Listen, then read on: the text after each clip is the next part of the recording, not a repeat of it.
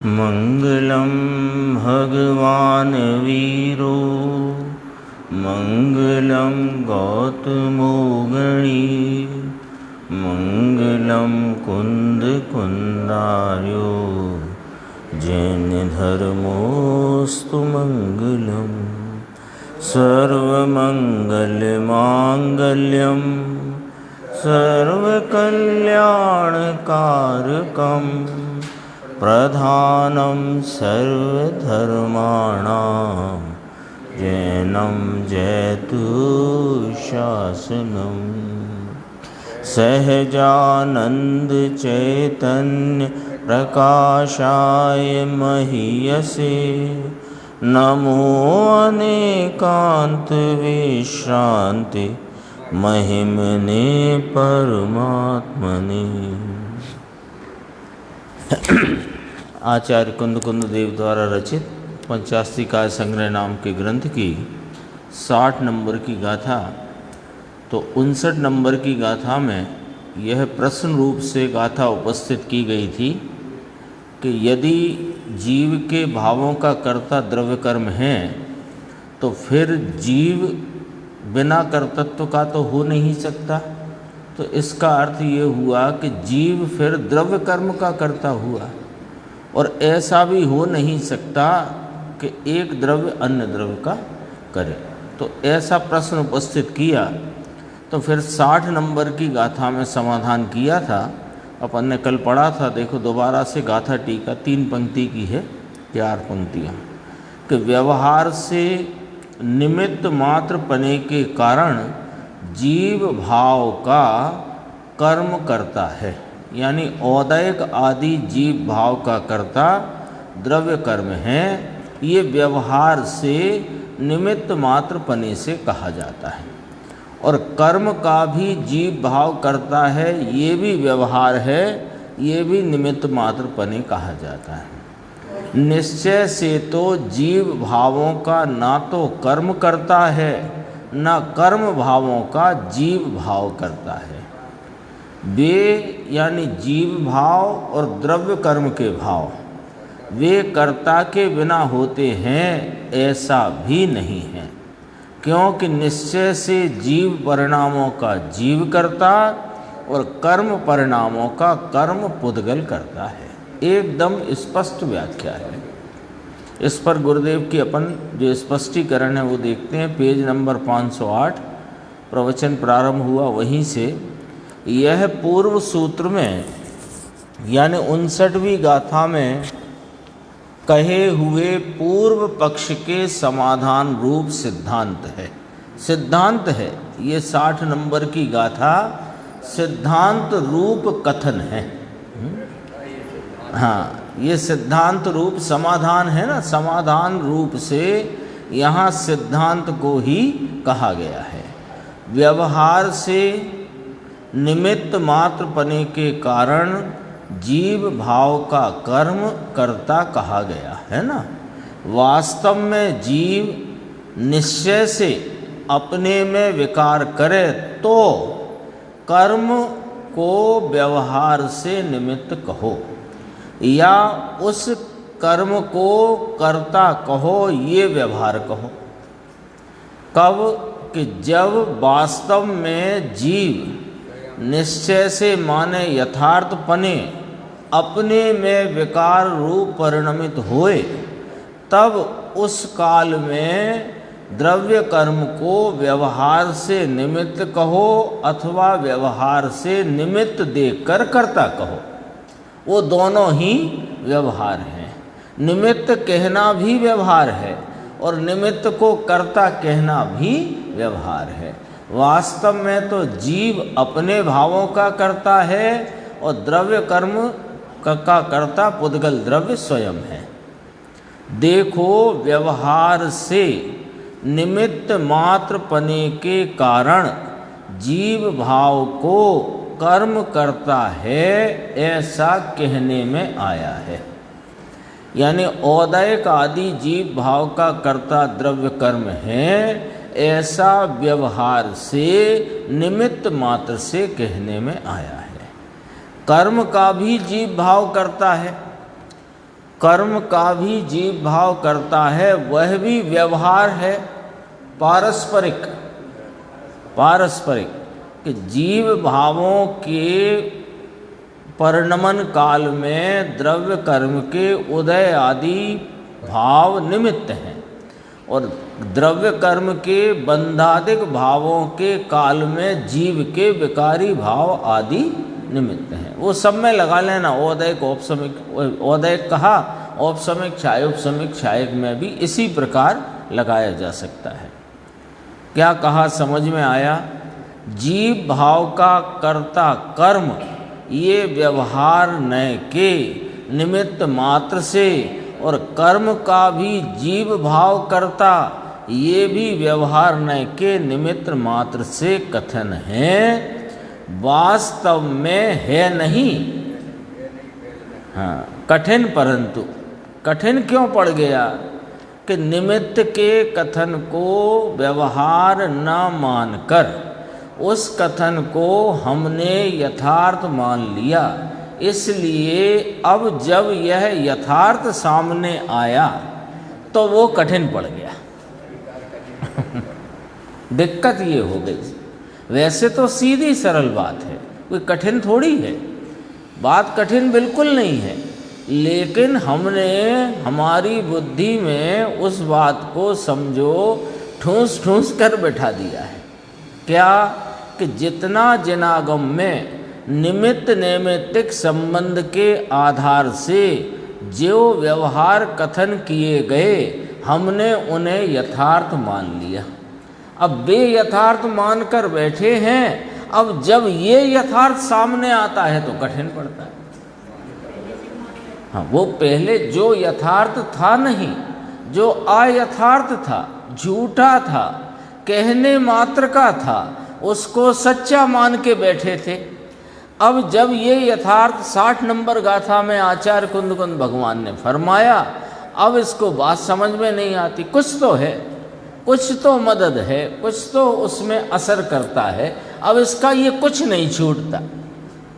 ये गाथा और इस गाथा में प्रतिपादित सिद्धांत और उस सिद्धांत की प्रतिपादन, उसका स्पष्टीकरण ख्याल में ले लेने पर भी ये रह जाती है, कुछ तो है, कुछ मदद तो है। देखो साहब, निमित्त होता तो है ना, तो तुम कहना क्या चाहते हो? निमित्त होता है ये तो जिनागम पुकार पुकार के कहता है, पर तुम निमित्त तो होता है ना कह कर के तुम उपादान को भूलकर निमित्त से कार्य हुआ, यही तुम्हारे को वासना भरी है। निमित्त को निमित्त मानो तो निमित्त तो पुकार के कहता है कि मैं तो करता नहीं।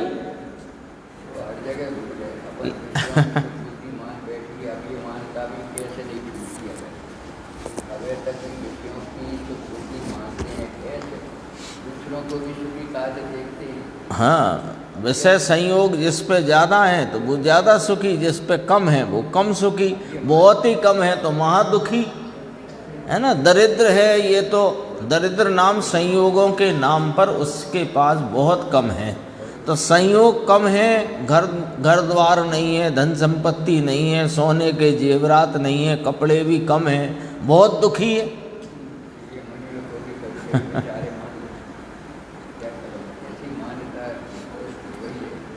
देखो गुरुदेव ने कितना सीधा कहा, कठिन परंतु निमित्त नैमित्तिक संबंध सिद्ध करते हैं ना, उस संबंध को व्यवहार नहीं सिद्ध करता है। दरअसल में निश्चय न तो निमित्त नैमित्तिक संबंध को कह भी नहीं सकता, क्योंकि निमित्त नैमित्तिक संबंध अयथार्थ संबंध है, क्योंकि यथार्थतया कोई संबंध एक द्रव्य का दूसरे द्रव्य से होता ही नहीं। तो व्यवहार नए अयथार्थपने निमित्त नैमित्तिक संबंध कहता है, और जिनागम उस संबंध को व्यवहार नए से बताता है। अब भूल हम ये कर बैठते हैं कि उस व्यवहार को यथार्थ मान बैठते हैं, भूल यहाँ हो जाती है। देखो, पर्याय के साथ निमित्त नैमित्तिक संबंध है, वस्तु के साथ कुछ है नहीं। पहले इतना एक बात पकड़ लो कि वस्तु के साथ तो निमित्त नैमित्तिक संबंध ना निश्चय से है और ना व्यवहार से है। ये बात तो पहले पकड़ो। अब दोनों की वर्तमान एक समय में घटित पर्यायों में निमित्त नैमित्तिक संबंध कहा जाता है व्यवहार नय से, झूठे नय से, अयथार्थ नय से, अभूतार्थ नय से, है नहीं। और के पर्याय आर्थिक नय में भी व्यवहार अनुपचरित असद्भूत और उपचरित असद्भूत दो हैं। इसकी चर्चा यहाँ है, देखो पेज नंबर 509 अगला पृष्ठ। यहाँ तो जो होता है जैसा है वैसी बात सिद्ध करना और निमित्त मात्र भिन्न चीज है वह व्यवहार से सिद्ध करना, ये वाली बात यहाँ पर है।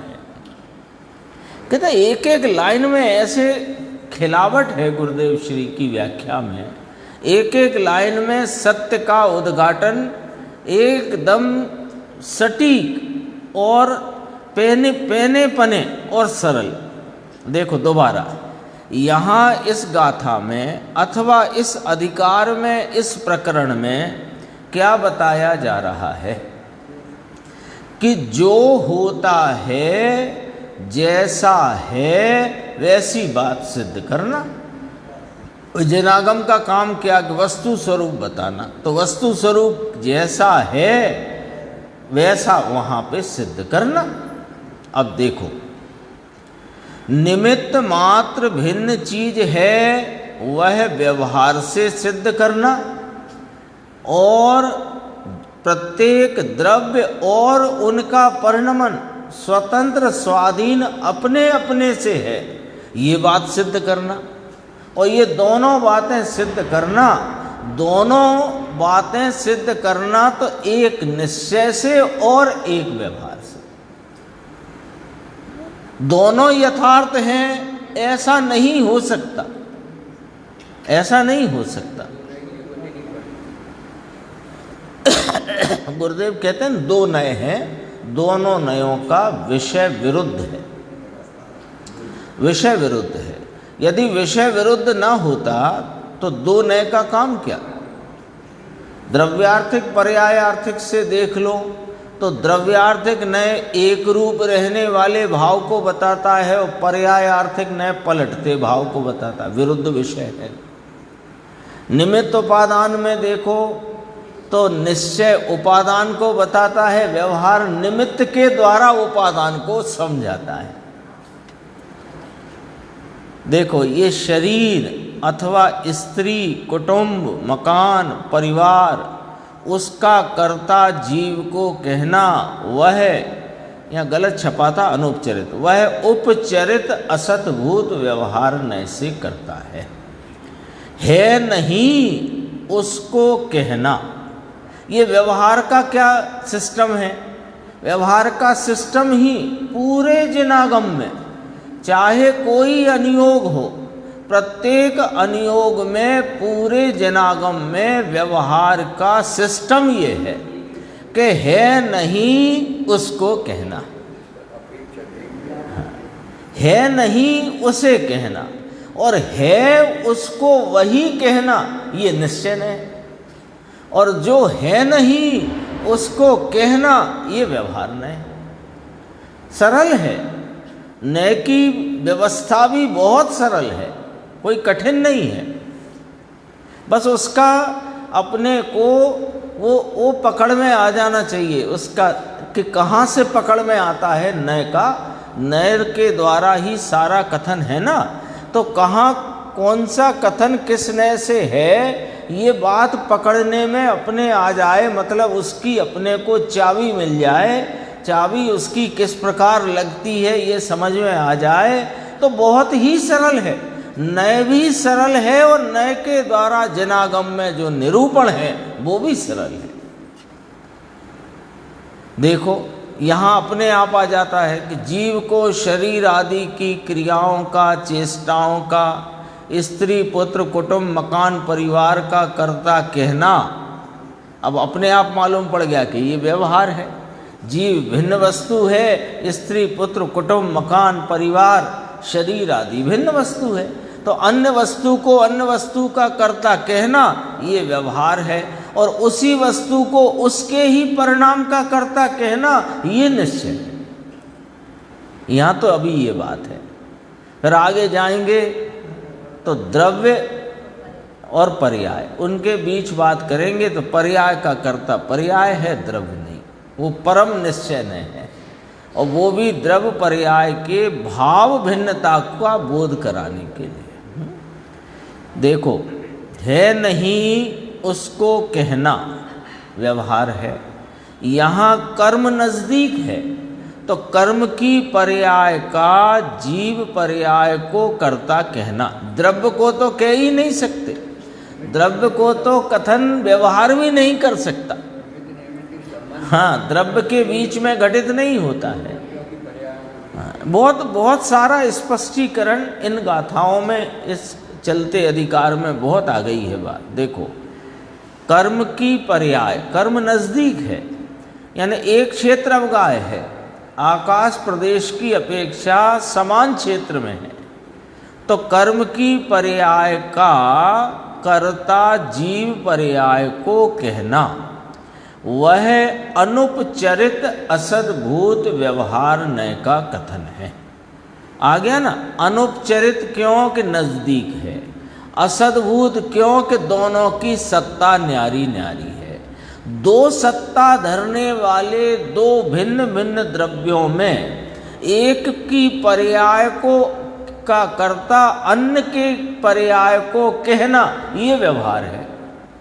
तीन शब्द आए, अनुपचरित असद्भूत व्यवहार, तीन शब्द आए। तो अनुपचरित क्यों कि नज़दीक है, असद्भूत क्यों कि सत्ता न्यारी न्यारी है, तो वो इसकी सत्ता में नहीं, कर्म पर्याय जीव की सत्ता में परिणमित नहीं होती, और जीव की पर्याय कर्म की सत्ता में परिणमित नहीं होती। तो दोनों में कौन सा संबंध रहेगा, तो पहले खड़ा करो असद्भूत संबंध। और असद्भूत संबंध को कह सके ये व्यवहार है। निश्चय तो कह ही नहीं सकता, निश्चय के पास ये व्यवस्था नहीं, उसके सिस्टम में नहीं आता ये कि एक द्रव्य की पर्याय का कर्ता दूसरे द्रव्य की पर्याय को कहने का सिस्टम निश्चय में नहीं है, व्यवहार में है। और हाँ, और वो सत्य की प्रतिज्ञा लेके बैठा है, व्यवहार असत्य की प्रतिज्ञा लेकर के। अब ये असद्भूत है क्योंकि दोनों की सत्ता न्यारी न्यारी है। और पहले आपने शरीर स्त्री पुत्र आदि को उपचरित कहा क्योंकि वे दूर हैं, और कर्म नज़दीक है तो उसे अनुपचरित कहा। आगे देखो, ये उपचरित व्यवहार का कथन है कि वे पर के मकान बनाते हैं, है ना। ये बिल्डिंग कौन ने बनाई कि फलाने बम्बई के ठेकेदार साहब ने बनाई, है ना, या फलाने कारीगर ने बनाई, या फलाने ने किया। ये करना, वो भगवान लाल सोवालाल है ना वहाँ, तो का बीड़ी बनाए तमाकू लाए, तमाकू लपेटे बीड़ी में, ये उपचरित असद्भूत व्यवहार ने से कहा जाता है। घड़ा को कुम्हार बनाए, कुम्हार ने घड़ा बनाया, ये उपचरित असद्भूत व्यवहार का कथन है। इसमें इसका कोई लाभ है कि हाँ, लोहार ने नहीं बनाया, बाड़ई ने नहीं बनाया, सुनार ने नहीं बनाया, इतना ज्ञान कराने को।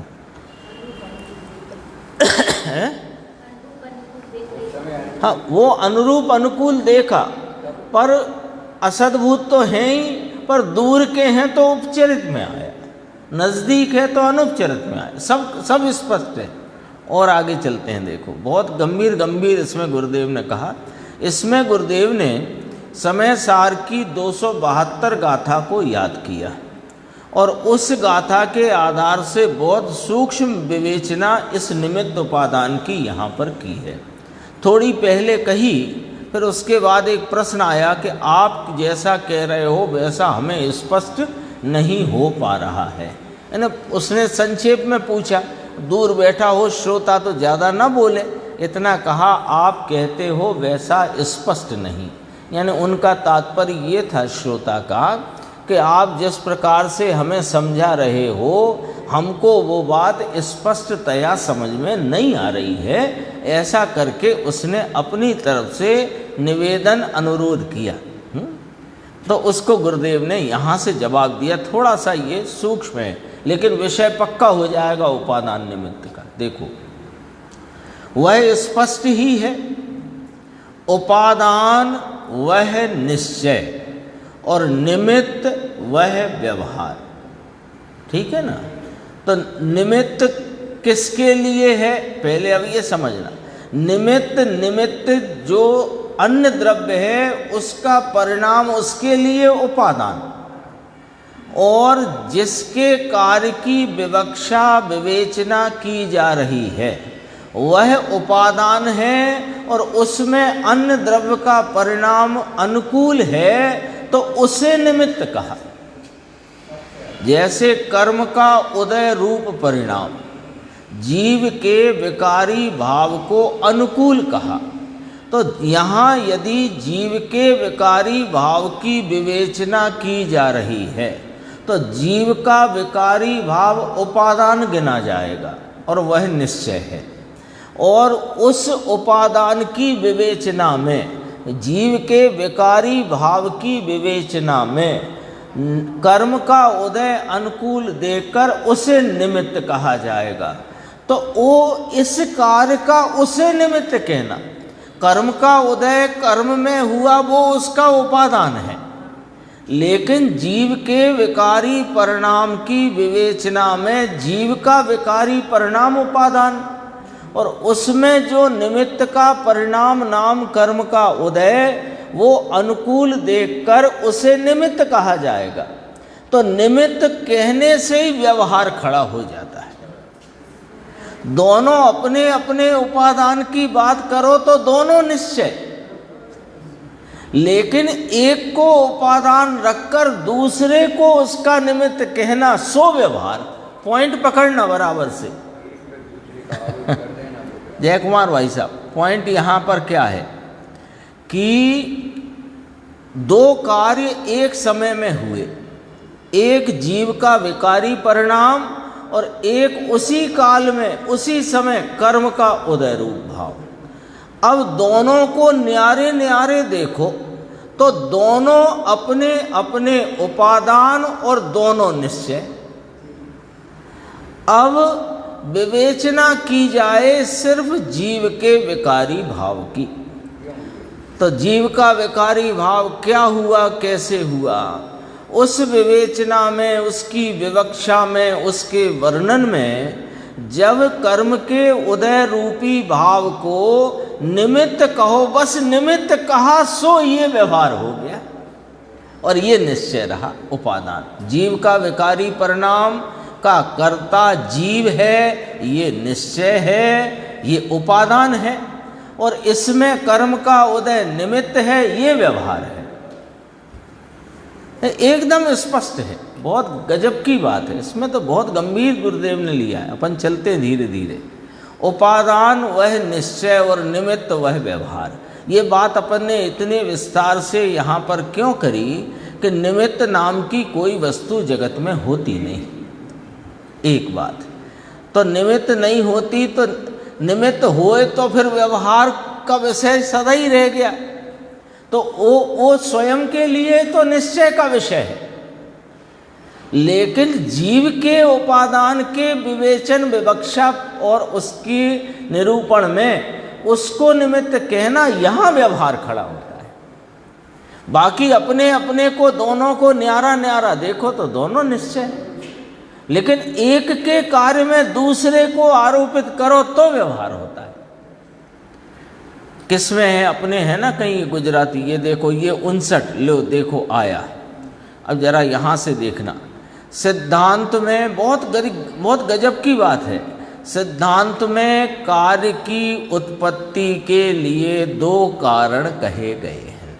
यहाँ से गफलत में आ जाता है, यहाँ से अपन गफलत में पड़ जाते हैं। देखो साहब, दो कारण कहे तो दो कारण कहे हैं। एक कोई कार्य की उत्पत्ति हो तो दो कारणों से होती है, निमित्त और उपादान। समझो भैया, कार्य तो उपादान से होता है और निमित्त का उसमें आरोप करना ये व्यवहार होता है।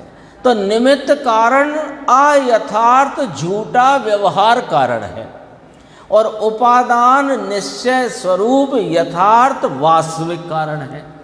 ऐसे करके दो कारण समझना चाहिए। हम सिद्धांत में पढ़ते, देखो कार्य की उत्पत्ति में दो कारण कहे गए हैं। अच्छा, दो कारण के नाम बताओ कि उपादान और निमित्त।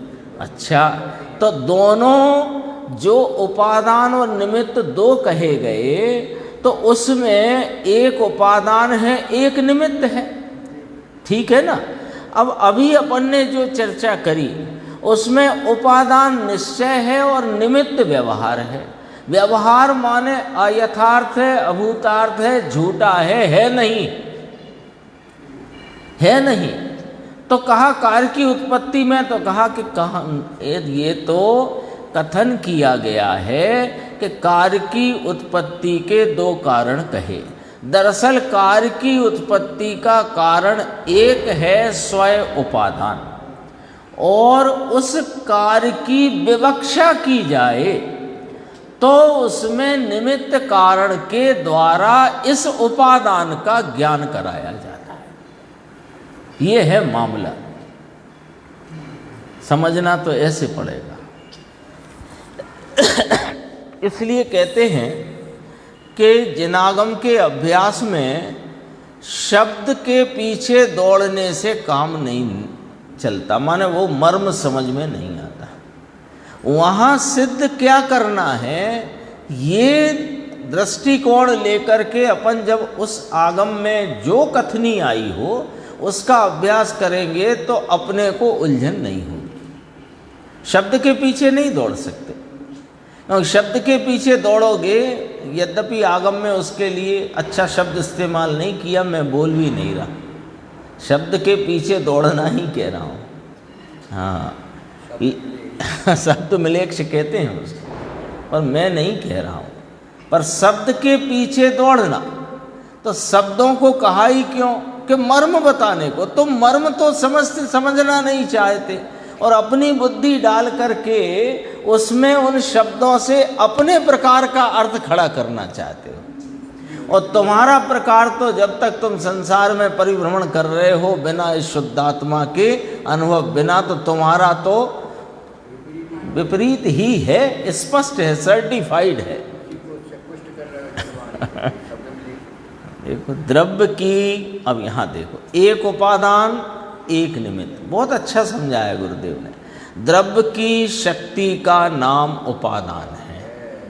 प्रत्येक पदार्थ अपनी पर्याय की ताकत से, सामर्थ्य से काम करे, उसका नाम उपादान है।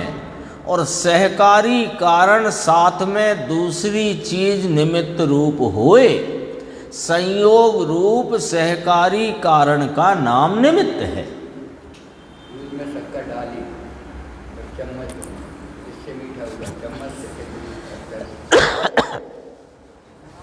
हाँ, ताकत तो मीठा करने की ताकत वो तो शक्कर में है, चम्मच में नहीं। निमित्त वहाँ सहकारी रूप से है, इसका ज्ञान करा के क्या घोला कि शक्कर घोली। अब देखो यहाँ दृष्टांत देते हैं, शास्त्र का दृष्टांत ही है। जैसे घट कार्य की उत्पत्ति के लिए मिट्टी की शक्ति तो उपादान कारण है, घट की पर्याय होने में मिट्टी की शक्ति है, वह सत उपादान शक्ति है। और कुम्हार, दंड और चक्र आदि निमित्त कारण हैं।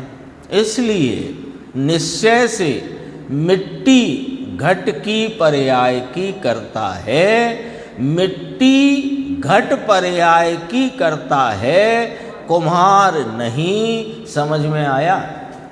तो कुम्हार को क्या कहना यहाँ पर इस क्रिया की विवक्षा में? घट रूप परिणाम की उत्पत्ति हुई, उस घट रूप परिणाम की विवक्षा में कुम्हार को क्या कहना कि अनुकूल देखकर निमित्त का आरोप किया गया है। दरअसल तो घट पर्याय का कर्ता मिट्टी स्वयं है, क्योंकि मिट्टी में घट रूप होने की ताकत है, शक्ति है, सामर्थ्य है। समझ में आया? पूछते हैं। देखो इसके बाद फिर वही इसी बात को रोटी और तवा इससे समझाया, फिर बीड़ी की बात भी करी। फिर अब देखो यहाँ पर ये बात क्या, दो कारण कहे ना, किसी भी कार्य की उत्पत्ति में दो कारण कहे गए हैं, तो दो कारण ही मानने में क्या भूल हो जाएगी? दोनों कारणों को यथार्थ सच्चे कारण मानोगे तो कहाँ भूल होगी? वो अब बताते हैं। देखो, अनंत पदार्थ को मानना और अनंत पदार्थ को एक दूसरे की क्रिया करने का मानना, सो वह अनंतपना पृथक नहीं रहता। ना, ये तो पहली पढ़ाई है। विश्व किसे कहते हैं कि 6 द्रव्यों के समुदाय को विश्व कहते हैं। तो जाति अपेक्षा 6, संख्या अपेक्षा अनंत, जीव अनंत, पुद्गल अनंता अनंत, धर्म अधर्म, आकाश एक, काल लोक प्रमाण संख्या। अब ये सबको मिलाओ, सबकी एक टोटल बनाओ तो अनंत निकल करके आया ना। वे एक भी उस अनंत में ही शामिल हो गए। अब अनंत द्रव्य हैं, अनंत द्रव्य अपने अपने कार्य को अपनी अपनी सत्ता में अपने द्रव्य क्षेत्र काल भाव से रहे तो वे अनंत रह सकते हैं। यदि एक दूसरे का कार्य करे और दूसरा पहले का करे तो दो मिलकर एक हो जाए, और दो मिलकर एक हो तो 3 मिलकर एक हो, 4 मिलकर एक हो, 5 मिलकर एक हो, फिर अनंत कैसे रहेंगे? सिद्धांत है। अनंतपना पृथक रहता नहीं। वस्तु तो ऐसी वस्तु है, समझ में आया? व्यवहार से कुम्हार करता है, ले ठीक कहा जाता है, लोहार को नहीं कहा जाता, सुनार को नहीं कहा जाता, कुम्हार को कहा जाता है। अब उसकी भी बात करेंगे। देखो, व्यवहार से कुम्हार करता है, यानी व्यवहार से, निमित्त से कुम्हार को घड़े का कर्ता कहा गया है। एक एक वाक्य समझने जैसा है। ले उपमा यहाँ, क्योंकि निश्चय से तो, अब ये 272 गाथा की टीका है ना, तो जरा उसी शैली में है, समय सार की शैली में देखना। निश्चय से तो कुम्हार अपने चैतन्यमय घटाकार परिणामों का करता है। चैतन्यमय घटाकार क्या हुआ कि वो बनते हुए घड़े को जान रहा है कि नहीं। बनता हुआ घड़ा चाक पर मिट्टी जो घट आकार को प्राप्त होते परिणाम से परिणमित हो रही है, उस परिणाम को वो जान रहा है कि नहीं जान रहा? तो कैसे जान रहा है कि अपने ज्ञान के परिणाम में उस घटाकार आकार अनुरूप अपने परिणमित ज्ञानाकार को जान रहा है। दरअसल में घड़े को भी नहीं जान रहा। घड़े को जानना कहना भी व्यवहार है। मैंने कहा ना, समय सार है, तो अब जरा वो शैली भी वही है। बहुत अच्छा वर्णन लिया है। देखो, निश्चय से तो कुम्हार अपने चैतन्यमय माने जानने देखने वाले घटाकार परिणाम, तो इसको ऐसे पढ़ो, कुम्हार अपने जानने देखने के परिणाम का करता है जो घटाकार परिणमित है। ज्ञानाकार में घट के आकार अनुरूप परिणमन है, तो उसे घटाकार कह सकते हैं। तो घटाकार परिणामों का करता है, उसके परिणामों का करता है, घट बनाने के परिणामों का करता है। घट बनाने, घट का करता नहीं, घट बनाने का जो राग है उसका करता है, और घट के जानने का करता है। घट के परिणमन ऐसे जो घटाकार यों परिणमित होता जाता है उसे जान रहा है कि नहीं, तो उसके जानने के परिणाम का करता है, और घट बनाऊं ऐसी इच्छा का करता है, लेकिन घट का करता कभी नहीं। घट बनाने के परिणामों का करता है, घट का नहीं। इसमें और समझाया, देखो सामने बैठे व्यक्ति के संदर्भ से। सेठी ने हीरे उठाए हो ना, हीरे, तो इस उंगली की पर्याय का करता उंगली, और हीरे की पर्याय का करता हीरा। ऐसे हीरा रखा हो, उंगली से उठाया और यहाँ से उठाकर यहाँ रखा, तो उंगली का करता उंगली, उंगली का जो परिणमन हुआ उसकी करता उंगली, हीरे का जो परिणमन हुआ उसका करता हीरा, और उसका संकल्प किसका, जिस व्यक्ति ने उठाया, है ना, जिस व्यक्ति का ऐसा राग हुआ, संकल्प नाम राग, वहाँ ऐसा राग कि ये हीरा यहाँ से उठाकर यहाँ रखो, ऐसा जो राग उसका करता वो व्यक्ति, किंतु वो राग उस हीरे का करता नहीं। दो लाइन में देखो कितनी बात। दोबारा, हीरे उठाए हो ना, हीरे ऐसे समझ लो और सरल कर लेते इसी बात को। उंगली में अंगूठी पहनी, तो अंगूठी की पर्याय का करता अंगूठी, और उंगली की पर्याय का करता उंगली, और उस समय मैं ये अंगूठी इस उंगली में धारण करूं, ऐसे राग का करता वो जीव, लेकिन वह राग इस अंगूठी की पर्याय का करता नहीं और उंगली की पर्याय का करता नहीं। चार बातें सामने रख दी, उंगली, अंगूठी, और वहाँ जीव, और जीव का राग, राग को करे। जब कुम्हार करे तो अपनी इच्छा को करे। ही वहाँ तो कहा ना योग उपयोग, हाँ, तो योग उपयोग में यही इच्छा, और उस समय आत्म प्रदेशों का उस रूप परिणमन होना, शरीर का नहीं, शरीर का नहीं लेना। ऐसे ऐसे करके वो उस चाक पर होती हुई मिट्टी के ऐसे ऐसे करे भले, पर वो ऐसे ऐसे जो हाथ कर रहे हैं उसका करता नहीं। वहाँ जो आत्म प्रदेशों का इस प्रकार परिस्पंदन हलन चलन है उसका करता कुम्हार। कुम्हार माने वो जीव। और देखो नीचे, निमित्त कुछ करता नहीं ऐसा तो नहीं कहा, देखो यहाँ पर ऐसा उन्होंने प्रश्न किया मुमुक्षु ने। आप बार बार यही सिद्ध कर रहे हो कि निमित्त कुछ नहीं करता, और ऐसा तो कहा ही नहीं है। तो ये देखो गुरुदेव श्री समझाती, ये इसका अर्थ आया, अपने आप आ गया। हाँ, कैसे आ गया? कि जब मैंने कहा कि बाएं हाथ की मुट्ठी बांधने का कर्ता बायां हाथ है, और दाएं हाथ की मुट्ठी बांधने का कर्ता दायां हाथ है, और दोनों हाथ से ताली बजाई तो बाएं हाथ ने बाएं हाथ का काम किया, दाएं ने दाएं का किया। तो इसमें आपको समझ में नहीं आ रहा कि बाएं ने दाएं का नहीं किया?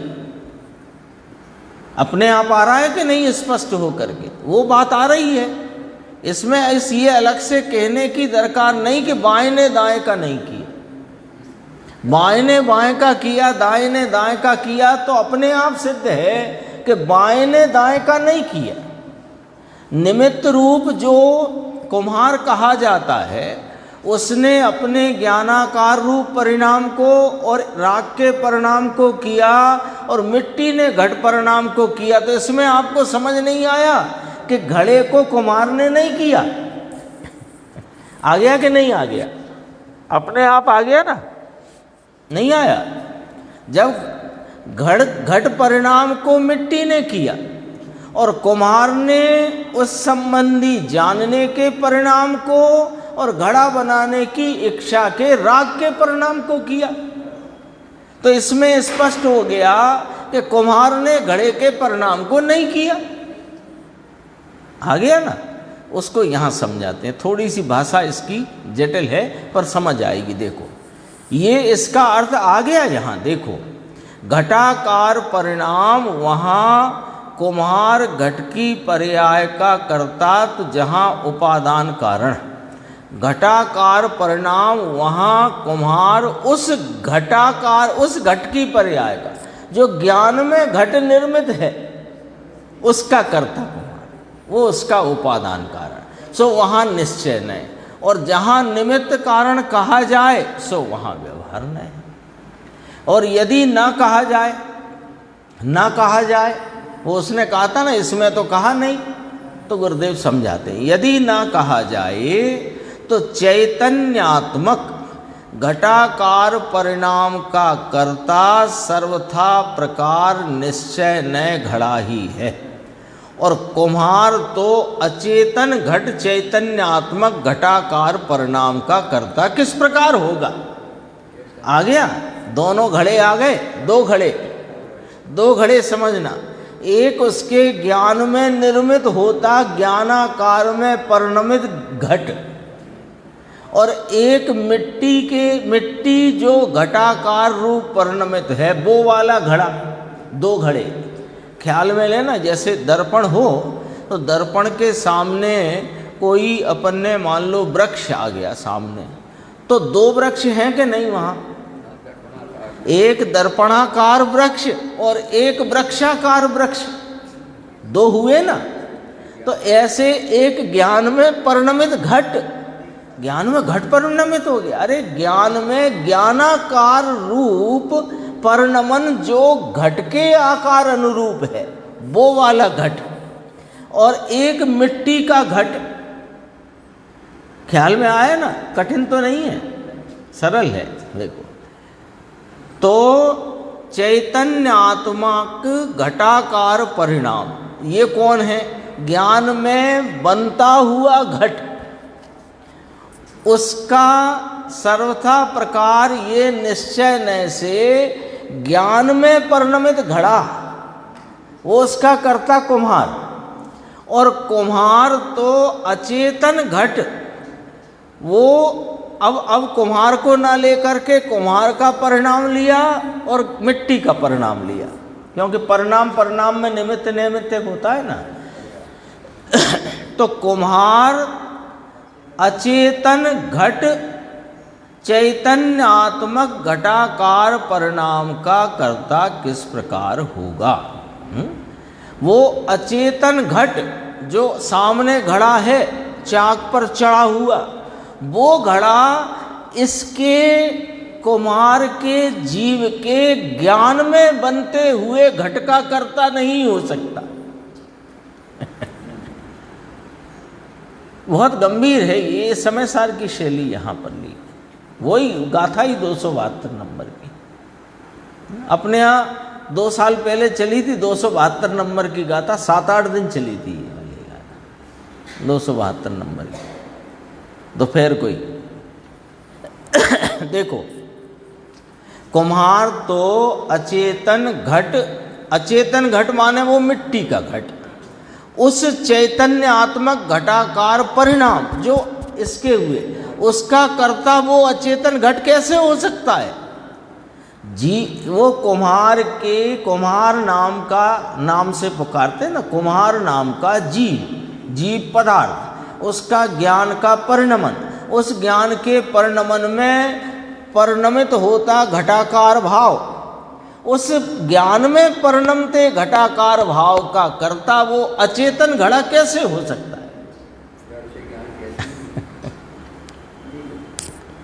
चेतन द्रव्य चेतन परिणामों का कर्ता हो, अचेतन द्रव्य चेतन परिणामों का कर्ता नहीं होता। यह पलट करके समझाया। कुम्हार घड़े का कर्ता है, वो बात तो हो ही चुकी। अब वो जो घड़ा है वो कुम्हार के इच्छा का, और कुम्हार की इच्छा घड़े का कर्ता नहीं। पर वो जो घड़ा बन रहा है मिट्टी का या बना है, वो इसकी इच्छा का करता भी नहीं और इसके उस संबंधी ज्ञान का करता भी नहीं। वो घड़ा, अचेतन घड़ा, चेतन द्रव्य चेतन परिणामों का करता। सिद्धांत फलित होकर के आ गया। चेतन द्रव्य चेतन परिणामों का करता हो, अचेतन द्रव्य चेतन परिणामों का करता नहीं होता। उसी प्रकार आत्मा के कर्मों में उपादान निमित्त के कथन जानना। ऐसे आत्मा के विकारी, अविकारी, अल्प, परिपूर्ण भाव और कर्मों के उदय, उपशम, क्षयोपशम अथवा क्षय रूप भाव, वे निमित्त, और जीव के ये उदय, उपशम, क्षयोपशम रूप भाव, उनमें ये जीव के भाव उपादान कर्म के निमित्त, और कर्म के बंधादिक रूप भाव प्रकृति, प्रदेश, स्थिति, अनुभाग रूप परिणाम, वे कर्म के उपादान और उसमें जीव का विकारी भाव निमित्त, और उनका खिर जाने रूप, और यहाँ जीव का आत्माराधना रूप परिणाम, वो उसमें निमित्त, और कर्मों के खिर जाने का कर्ता कर्म। सब साफ साफ हो गया पूरा मामला। और देखो बात थोड़ी, पेज आ गया 512, अगला पेज। व्यवहार से अकेला शब्द नहीं लिया। देखो आचार्य परमात्मा ने टीका करते हुए अकेला व्यवहार नहीं किया। व्यवहार क्यों खड़ा है इसको भी यहाँ स्पष्ट किया, परंतु निमित्त मात्र पने के कारण। ये व्यवहार खड़ा ही क्यों हो गया? निमित्त मात्र पने के कारण स्पष्ट किया। जीव भाव का कर्ता जीव है। लो, अब तो ये गांठ बांधने की बातें आ गई, बिल्कुल पक्की करना है, एकदम उत्कीर्ण करने जैसी बात। जीव भाव का कर्ता जीव है। जीव को विकार कौन कराए? जीव स्वयं विकार भाव को करता है। निर्विकार भाव को जीव स्वयं करता है। अपने आनंद भाव को जीव स्वयं करता है। अपने दुख रूप भाव को जीव स्वयं करता है। अपने परिपूर्ण आनंद की प्रकटता के भाव को जीव स्वयं करता है। तो जीव भाव का कर्ता जीव है। चारों भाव लगा लेना। उसमें व्यवहार से निमित्त मात्र कर्म पुद्गल है। पुद्गल कर्म निमित्त मात्र है, और निमित्त मात्र कहते ही व्यवहार हो गया। और व्यवहार हुआ तो काय, कौन सा व्यवहार? काय का व्यवहार कि निमित्त मात्र पने का। जीव भाव का कर्म करता है, ऐसा व्यवहार से निमित्त मात्र पने कहने में आता है। और कर्म का भी जीव भाव करता है, यह भी निमित्त मात्र पने व्यवहार से कहने में आता है। क्या कहा गया यहाँ कि जीव ने ज्ञानावरणी कर्म बांधे। आदि लिखा ना, ज्ञानावरणी आदि कर्म बांधे। ऐसे 6 प्रकार के भाव किए। ऐसा सिद्धांत में जिनागम में कथनी है। कैसी? कि जीव के इन प्रकार से ज्ञानावरणी कर्म का बंध होता है। ज्ञान की असाधना, ज्ञान की विराधना आदि, है ना, उसमें 6 कारण बताए हैं। तो उस वे जो 6 कारण हैं जो जिनागम में ज्ञानावरणीय कर्म के बंध के निमित्त कहे, उन भाव का कर्ता जीव है। कौन से भाव का? असातना आदि, विराधना आदि जो भाव हैं उनका कर्ता जीव है, कर्म नहीं। और ज्ञानावरणीय कर्म का जिस प्रकार से प्रकृति, प्रदेश, स्थिति, अनुभाग लेकर बंध हुआ, उसका कर्ता पुद्गल कर्म है, जीव नहीं। तथापि उनको जीव के इस प्रकार के भावों को ज्ञानावरणी के बंध रूप भाव का कर्ता कहना, ये निमित्त मात्र पने व्यवहार असत्य, अभूतार्थ, अयथार्थ कथन है। क्योंकि व्यवहार क्या करता है कि जो है नहीं उसे कहता है। वह भाव उस भाव का कर्ता जीव है। विराधना असातना आदि भावों का कर्ता जीव है ना। अभी जैसे स्वाध्याय पूरी हो और जिनवाणी यहीं छोड़कर कोई चला जाए तो उसका कर्ता वो जीव है, उस प्रकार के भाव का कर्ता, जिनवाणी का नहीं। उस प्रकार के विनय नहीं करने रूप असातना के भाव का कर्ता जीव है। और उस भाव, वह भाव, जिस भाव का कर्ता जीव है, वह भाव वो दर्शन ज्ञानावरणी कर्म में निमित्त है। तो कर्म का कर्ता जीव को व्यवहार से कहा जाता है। कितनी स्पष्ट है बात, कहाँ उलझन तो रही नहीं ना कोई, इतना स्पष्ट है। ये प्रकरण बहुत गजब का है। कर्तृत्व के, जीव के कर्तृत्व गुण का व्याख्यान 53 नंबर गाथा से चलता आ रहा है। अभी तो 62 नंबर गाथा आने वाली है जो बहुत प्रसिद्ध है। निश्चय से जीव भावों का ना तो कर्म करता है, न कर्म का जीव भाव करता है। निश्चय से माने वास्तव में, यथार्थपने, असलियत तो ये है कि निश्चय से जीव भाव का कर्ता कर्म नहीं और कर्म का जीव भाव करता नहीं। वास्तविक दृष्टि से देखो तो जीव का विकार भाव और जीव का धर्म भाव, इस पर्याय का ना तो कर्म करता है न कर्म का जीव भाव करता है। 8 कर्म की पर्याय होती है, उसमें जीव की पर्याय करता नहीं है। ज्ञानावर्णी, दर्शनावर्णी है ना, मोहिनी, अंतराय, आयु, नाम, गोत्र, ये सब वेदनी। जो कोई कर्म बंधे वे कर्म पुद्गल स्वयं करता है।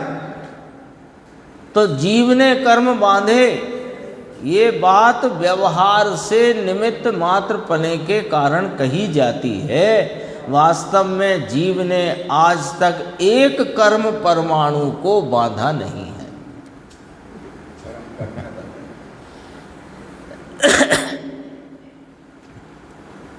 यह तो निमित्त नैमित्तिक संबंध दोनों का ख्याल कराते हैं। थोड़ा ये 4 लाइन है, पूरा कर दें, जल्दी कर दें, 1 मिनट। ज्ञायक भाव तो निमित्त नैमित्तिक संबंध रहित है, द्रव्य के साथ निमित्त नैमित्तिक संबंध नहीं होता। पहले भी कहा था, फिर पक्का कराते हैं। पर्याय के साथ निमित्त नैमित्तिक संबंध के व्यवहार का ज्ञान कराते हैं। वह कहे कि नहीं नहीं, निमित्त नैमित्तिक संबंध व्यवहार से नहीं है, निमित्त नैमित्तिक संबंध निश्चय से है, आगम में लिखा है, ऐसा कहे। ये तो क्या कहा कि यहाँ कहा कि नहीं कहा। आचार्य अमृतचंद्र भगवान ने टीका करते कहा कि नहीं, व्यवहार से निमित्त मात्र कहा, तो ये निश्चय हो गया। पूछते हैं, वह कहे कि नहीं, कर्म का निमित्त और यहाँ विकार हो, ये ऐसा निमित्त नैमित्तिक संबंध निश्चय से है। लिखा है अर्थात है, ऐसा निश्चय, ऐसा कि नहीं, ऐसा नहीं है, लिखा है ना। गजब, विकार और कर्म के बीच का झगड़ा, ये अनादि का झगड़ा जीव को चला आया है। शेष चर्चा आगे।